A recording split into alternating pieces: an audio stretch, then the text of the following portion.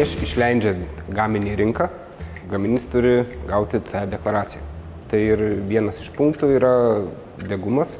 Degumą Lietuvoje galima padaryti vienintelėje sertifikuotoje laboratorijoje, tai gaisrinių tyrimų centre.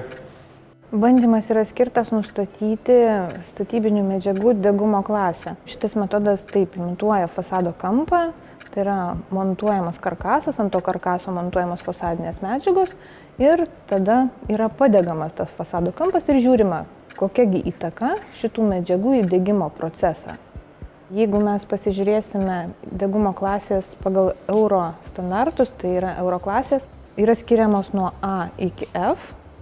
A yra dar skiriama į dvi dalis, tai A1 ir A2 ir po to suskirstoma B, C, D, E ir F.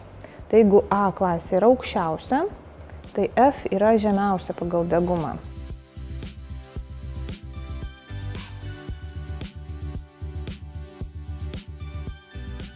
Rezultatai buvo skirtingi. Tai ta medžiaga, kuri neįneša įtakos į gaisrą, fasadinė fibrocementinė dailylentė, jinai puikiausiai gali būti priskirta A1 klasei, nes ten nėra kam degti.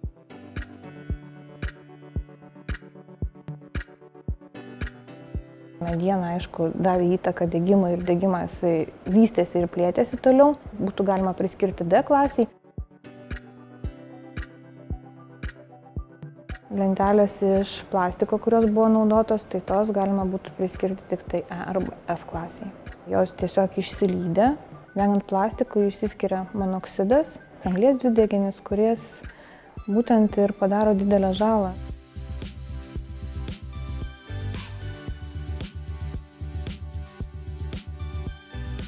Aišku, mes visi turime žinoti, kad dar prie karkaso turime ir termoizoliacinės apšiltinamąsias medžiagas. Tai irgi labai svarbu, kokios tos medžiagos bus pasirinktos. Ar jos įneš savo įtaką į degimo procesus, ar pagreitins gaisrą, ar ne.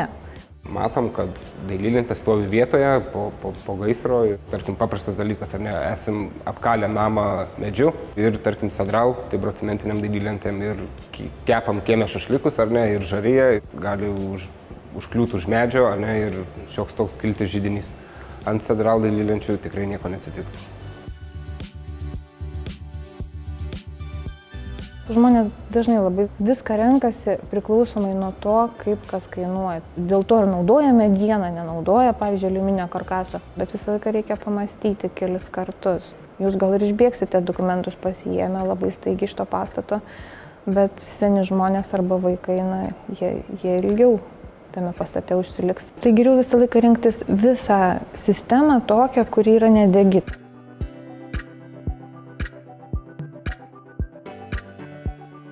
Vienas atvejis, kuris buvo paskutiniu metu, tai 2017 metais Londone degė daugiaaukštis.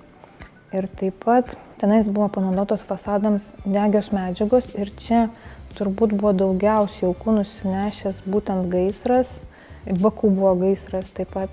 Tai buvo poliureteninės medžiagos, vien dėl grožio fasadas aptaisytas, bet sudegė taip staigiai, kad ugnis į viršų perėjo per kelias minutės. Tai žuvo pačiam gaisre 15 žmonių ir dar vienas žmogus žuvo ligoninėje. Labai svarbu rinktis būtent savo ateitį ir išleisti, investuoti savo sukauptas lėšas į savo saugumą.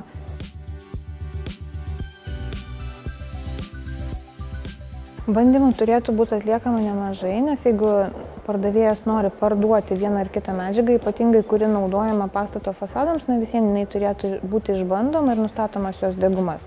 Būtent šios savybės turėtų matytis tuose dokumentuose, kuriuos gauna ar tai pirkėjas, ar tai statytojas.